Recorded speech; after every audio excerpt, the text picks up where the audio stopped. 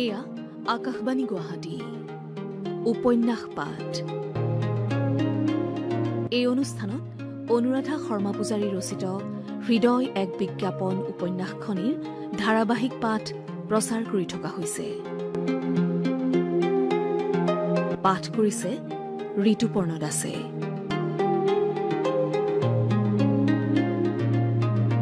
অনুষ্ঠানটিৰ প্ৰযোজনা সীমান্ত বাৰ্মাৰ। হৃদয় এক বিজ্ঞাপন।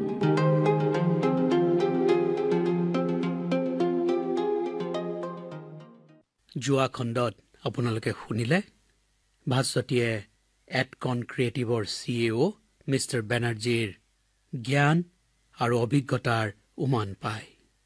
কথা বাৰ্তাৰ জৰিয়তে ইজনে আনজনৰ ব্যক্তিগত জীৱনৰ কথা জানিবলৈ আগ্ৰহ প্ৰকাশ কৰে। তুমি প্ৰয়াগৰ আগতে কাৰোবাক ভাল পাইছিলানে? হঠাৎ বেনাৰ্জীৰ প্ৰশ্নটো শুনি ভাস্বতীয়ে থতমত খালে। কিছুপৰ তাই মৌন হৈ থাকিল। ভাল পোৱা? কাক ভাল পাইছিল তাই? ভাস্বতী এটা দীঘল পদূলিৰে আলাসতে যেন খোজকাঢ়ি গ'ল। দুয়োকাষে তৰুৱা কদমৰ গছ। আহিন সোমোৱাৰ লগে লগে ফুলিবলৈ ধৰে কদম ফুলবোৰ। তাই ওখ মুধচৰ ঘৰটোৰ পিৰালিৰে কোনোমতে নপৰাকৈ খোজকাঢ়ি গ'ল। পিৰালিত থকা খৰুৱা বেঙেনাজোপাৰ কাঁইটত লাগি ধৰিল তাইৰ ফ্ৰকটো। পেহী পেহী! যামিনী পেহী দৌৰি আহিল। মাজনী, তইনো আহি ইয়াত ৰৈছহি কিয়? চাওঁ, য'তে আছ তাতে ৰৈ থাক। পেহীয়ে সযতনে বেঙেনা গছৰ পৰা ফ্ৰকটো আঁতৰাইছে। তাই নিজে জানে এয়া অজুহাত মাত্ৰ। তাইৰ পেহী পেহী চিঞৰত বাৰীৰ ঢাপৰ সীমাত থকা গোলনেমু আৰু কাজিনেমু কেইজোপাৰ ফাঁকেৰে দেখা গৈছে এহাল চকু, এখন গোফ থুটিয়াবলৈ আৰম্ভ কৰা মুখ। কি মাৰাত্মক সেই দৃষ্টি! তাইৰ সৰ্বশৰীৰ জিকাৰ খাই উঠে। ধমনীত খৰকৈ ৰক্তস্ৰোত বয়। ভৰিৰ তলুৱাৰ পৰা ডিঙিৰ শিৰলৈকে তাই অনুভৱ কৰে সেই দৃষ্টিৰ মাদকতা। যামিনী পেহীৰ ঘৰৰ পিছফালৰ নৈখনৰ কোমল উমাল বালিবোৰৰ দৰে হৃদয়খন হৈ পৰে সেই মুহূৰ্তত। তাইৰ হাতত লাগি আছে এতিয়াও সেই সুগন্ধি, দুপাহ সতেজ কেতেকী ফুলৰ। তাৰ ইমান সাহ আছে! যি দাঁত হাবি, এই ডাল ডাল ফেটিগুম। ভাস্বতী জিকাৰ খাই উঠিল। কোনেও আনিব নোৱাৰা দুপাহ কেতেকী চম্পা লৈ আহিছিল নহয়নে?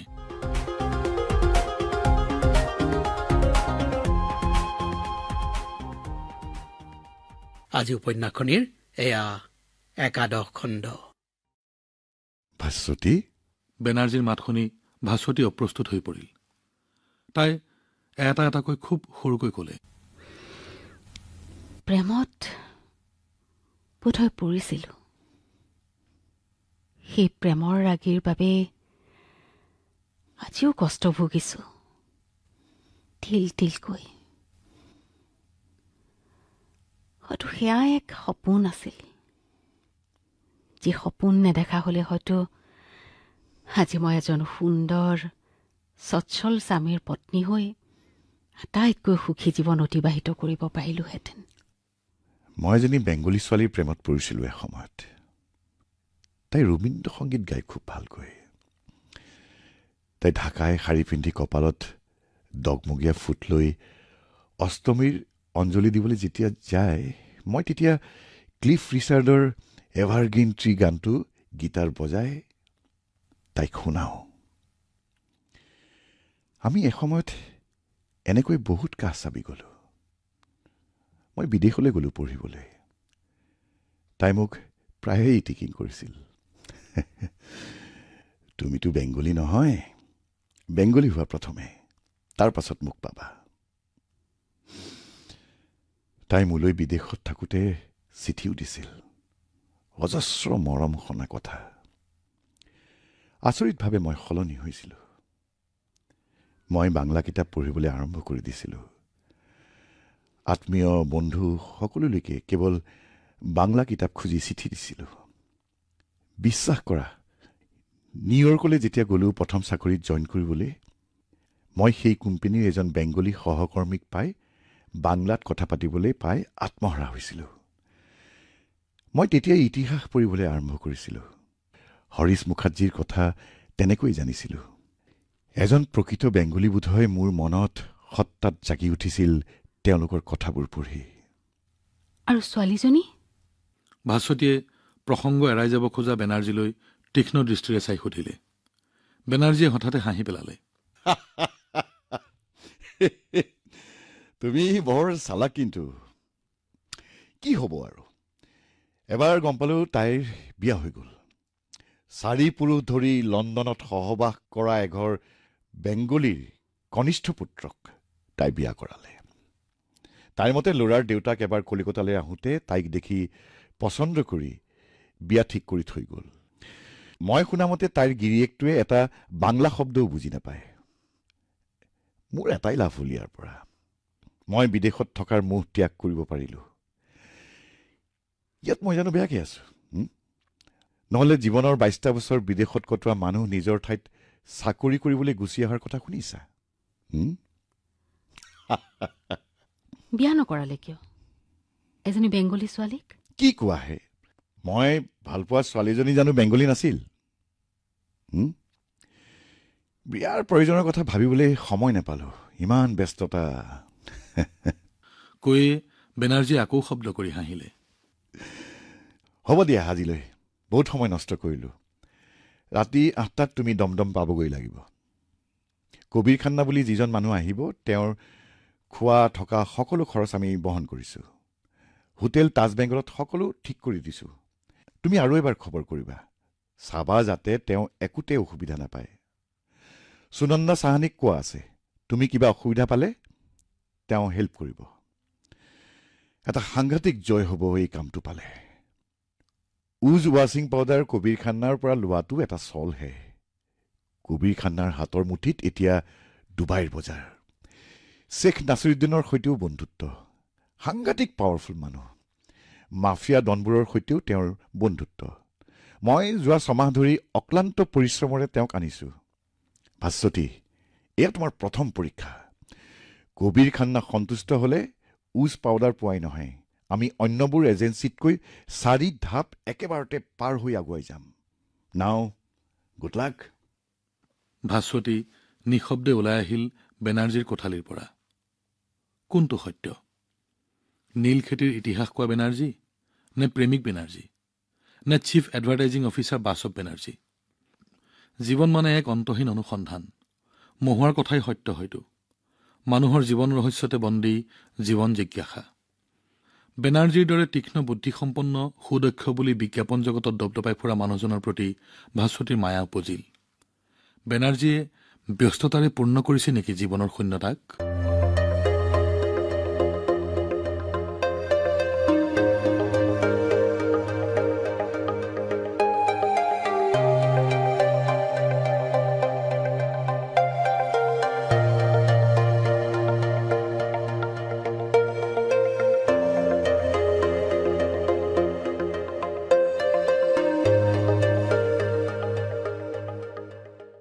হুৱাই যোৱা টেক্সিখন হঠাতে ৰৈ দিলে সন্মুখত ট্ৰেফিক জেম পিছৰ চিটত চিন্ময় আৰু ভাস্বতী ক্ষন্তকতে গাড়ীখনৰ ভিতৰত ধোঁৱাই আৱৰি ধৰিলে গাড়ীবোৰৰ মাজে মাজে মানুহ হাতত কান্ধত মোনা লৈ অফিচৰ পৰা ঘৰমুৱা হোৱা মানুহেই বেছি চিন্ময়ে গাড়ীৰ খিৰিকীৰে মূৰ উলিয়াই ৰাস্তাৰ কাষৰ হোৰ্ডিংবিলাক চাই আছে প্ৰায় 20-22খন বিজ্ঞাপনৰ হোৰ্ডিঙৰ ভিতৰত 4খনমানেই এডকনে তৈয়াৰ কৰা কি চাইছা চিন্ময় ভাস্বতী আমাৰ কোম্পানীবোৰক ক'ব লাগিব এই অঞ্চলত হোৰ্ডিং বঢ়াব লাগে দেখিছানে মিউনিচিপালিটিৰ পাইপ ৰিপেয়াৰিং হ'ব ধৰিছে মস্ত মস্ত খাল অন্ততঃ এমাহ এই গোটেই অঞ্চলটো এনেকৈ থাকিব তাৰমানে ট্ৰেফিক জাম সাংঘাতিকভাৱে হ'ব এইখিনিতে ভাস্বতীয়ে সপ্ৰশংসাভাৱে ক'লে এক্সেলেণ্ট আইডিয়া এনেকৈ আমাৰ কোম্পানীবোৰক উপদেশ দিলে তেওঁলোকেও ভাল পায় বিজ্ঞাপনৰ হোৰ্ডিংসমূহৰ মাজতো কোম্পানী আৰু এজেঞ্চিবোৰৰ প্ৰতিযোগিতা চলে এজেঞ্চিবোৰে সাধাৰণতে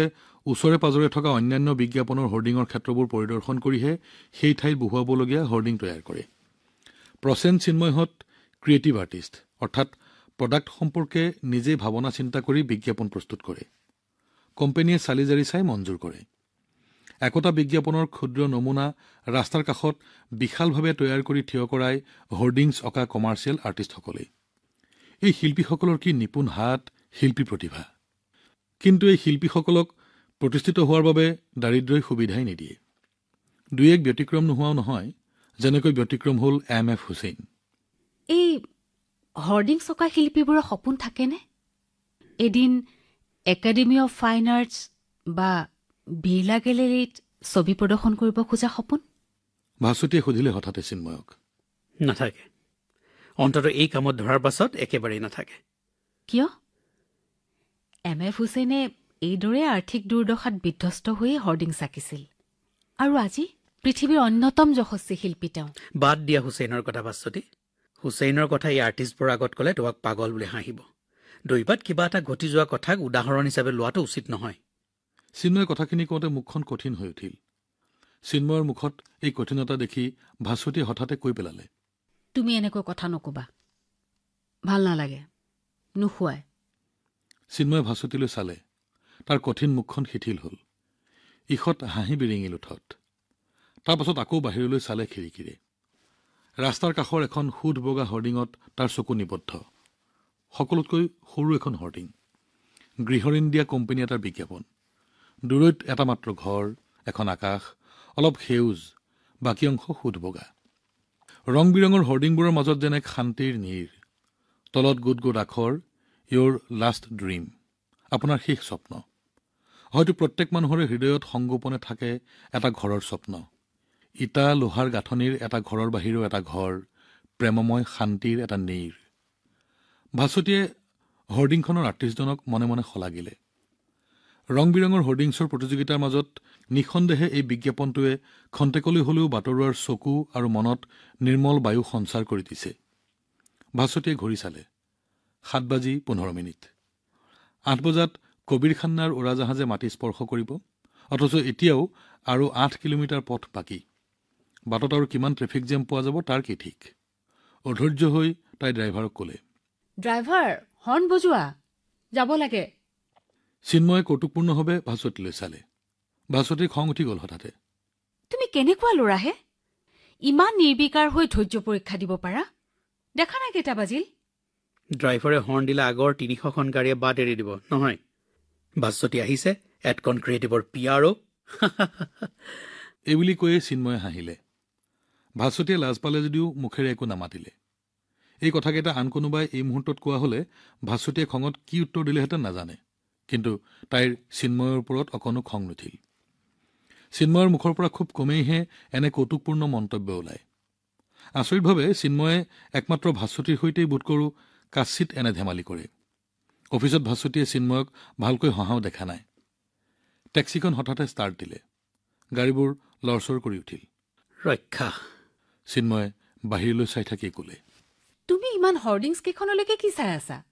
তোমালৈ চাই থাকিব লাগিছিল নেকি? চিন্ময়ক বেছ প্ৰফুল্লিত যেন লাগিছে আজি ভাস্বতীৰ। মোক চাবলৈ কোৱা নাই, কিন্তু কথাটো পাতিব পাৰা। চিন্ময় এবাৰ ভাস্বতীৰ ফালে ঘূৰিলে। কি কথা? এতিয়া কি মাহ? বহাগ। ঠিকেইতো। সেই যেতিয়াই তেতিয়াই মেঘ, বিজুলী, বৃষ্টি। চিন্ময়, তুমি শিল্পী বুলি মই পাহৰি যাওঁ। তুমিয়ে কিজানি একমাত্ৰ শিল্পী, যি লোহাৰ কঠিন বৰ্ম পিন্ধি ফুৰা।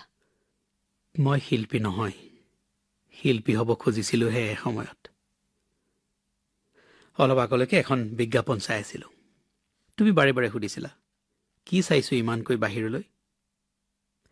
এটা ঘৰৰ বিজ্ঞাপন। মোৰ লাষ্ট ড্ৰিম আছিল এটা সৰু ঘৰ, ঘৰৰ ভিতৰত এটা ষ্টুডিঅ', বাৰাণ্ডাত উঠেই মানুহে কেৱল পাব কেনভাছ প্ৰস্তুত কৰা প্ৰাইমাৰৰ গোন্ধ, ৰং আৰু তেলৰ গোন্ধ, ফ্ৰেম তৈয়াৰ কৰা হাতুৰি বটালিৰ শব্দ। মই তাৰ মাজতে মোৰ বিশ্ব বিচাৰি পাম, বিচাৰি ল'ম জীৱনৰ সঞ্জীৱনী সুধা। তুমি অবান্তৰ কথা কৈছা চিন্ময়। কিছুমান দুখ এইবিধ মানুহে আৰ্জি ল'বলৈ ভাল পায়, এক প্ৰকাৰৰ ছেডিষ্টিক প্লেজাৰ। চোৱা, তুমি ভাল ছবি আঁকা, এতিয়া 6-7 হাজাৰ টকা দৰমহা পোৱা, কেনভাছ বা ৰঙৰ খৰচ গোটাব পাৰা তুমি। আৰু সময়, ইচ্ছা থাকিলে সকলো হ'ব পাৰে। আচলতে তোমাৰ স্বপ্ন নাই। স্বপ্ন নথকা মানুহে জীৱনত একো কৰিব নোৱাৰে। তোমাৰ কি স্বপ্ন? হঠাতে চিন্ময়ে সুধিলে। ভাস্বতীয়ে থতমত খালে। তুমি ভাবিছা নেকি এদিন তুমি নিজে এটা বিজ্ঞাপন কোম্পানীৰ একচ্ছত্ৰী মালিক হ'বা বুলি? মই তোমাক যিমান দূৰ বুজিছো ভাস্বতী, এক কৌতূহল আৰু সময় কটোৱাৰ উপায়ৰ বাহিৰে তোমাৰ চাকৰিটোক তুমি তোমাৰ জীৱনৰ জখলা হিচাপে লোৱা নাই। তোমাৰ দৰে সংবেদনশীল এজনী ছোৱালীয়ে এই প্ৰতিযোগিতাত নামি ভৱিষ্যত গঢ়িবলৈ নাহে। তুমি কেৰিয়াৰিষ্টো নোহোৱা, মাত্ৰ এটকনে দিয়া কামবোৰ নিয়াৰিকৈ কৰি গৈছা। তোমাৰ ব্যক্তিত্ব আছে, বুদ্ধি আছে, প্ৰতিভা আছে। এইখিনি লৈয়ে তুমি কামত সফলো হৈছা, এটকনো লাভৱান হৈছে। কিন্তু তুমি সুখী হৈছা বুলি মই ভাবিবই নোৱাৰো। স্বপ্ন তোমাৰো নাই ভাস্বতী। ভাস্বতী নিশ্চুপ হৈ গ'ল। তাই যিখিনি কথা কোনোদিনে ভবা নাছিল সেইখিনি কথাই চিন্ময়ে পঢ়ি পেলাইছে কেতিয়াবাই। ভাস্বতীয়ে নিজৰ মনকো কোনোদিনে এই বিষয়ে প্ৰশ্ন কৰা নাছিল। কিহৰ বাবে তাই এই কাম কৰিছে? মনৰ বিৰুদ্ধে তাই কাম কৰা নাই জানো? হোৱাইট হৰ্চৰ সেই ভয়ানক টেবলেটটোৰ গুণাগুণ সম্পৰ্কত তাই অৱশেষত কেপশ্যন লিখা নাছিল জানো?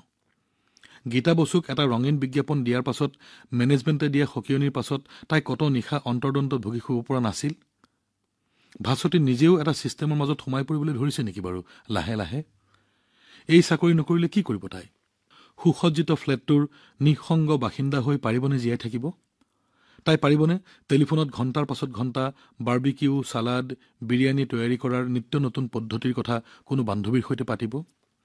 প্ৰয়াগৰ অফিচৰ পাৰ্টিবোৰত দেখনীয়াৰ পত্নী হৈ পুৰুষৰ মহলত চাঞ্চল্য সৃষ্টি কৰাৰ গৌৰৱ লৈয়ে সন্তুষ্ট হ'ব পাৰিবনে? তাতকৈ বহুত ভাল এডকন ক্ৰিয়েটিভৰ কাম। কৰি বেয়া পোৱা কামৰ মাজেৰেও যদি সন্তুষ্টিখিনি আহৰণ কৰিব পৰাৰ ক্ষমতা থাকে, সেয়াই হ'ব জীৱনৰ প্ৰেৰণা, জীয়াই থকাৰ উৎস। গীতা বসুক বিজ্ঞাপনটো দি তাইৰ জানো সন্তুষ্টি হোৱা নাছিল? মায়াই যেতিয়া দিদি বুলি কান্ধত মূৰ থৈ উচুপিছিল, তাই জানো মায়াক মৰম কৰি সন্তুষ্টি পোৱা নাছিল? বিবেকৰ সন্তুষ্টিও স্বপ্ন হৈ প্ৰশান্তি কঢ়িয়াই আনে মাজে মাজে হৃদয়লৈ। সেই সন্তুষ্টি চিন্ময়ে আহৰণ কৰিব জনা নাই। ভাস্বতী, এইবাৰ মই কথা পাতিবলৈ আৰম্ভ কৰিলো, কিন্তু তুমি মনে মনে থাকিলা।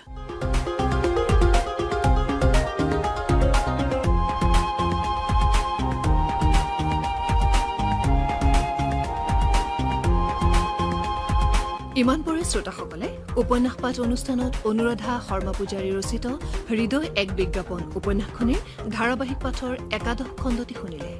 পাঠ আগবঢ়ালে ঋতুপৰ্ণ দাসে। বিভিন্ন চৰিত্ৰত অভিনয় কৰিলে ভাস্বতী, অপৰ্ণা দত্ত চৌধুৰী, মিষ্টাৰ বেনাৰ্জী দেৱজিৎ মজুমদাৰ আৰু চিন্মৰ চৰিত্ৰত সীমান্ত বাৰ্মা। সংগীত উৎপল বৰাৰ, প্ৰযোজনা সীমান্ত বাৰ্মাৰ। হৃদয় এক বিজ্ঞাপন উপন্যাসখনিৰ ধাৰাবাহিক পাঠৰ পৰৱৰ্তী খণ্ড প্ৰচাৰ কৰা হ'ব অহা সপ্তাহৰ এই একেটা বাৰৰ একে সময়তে।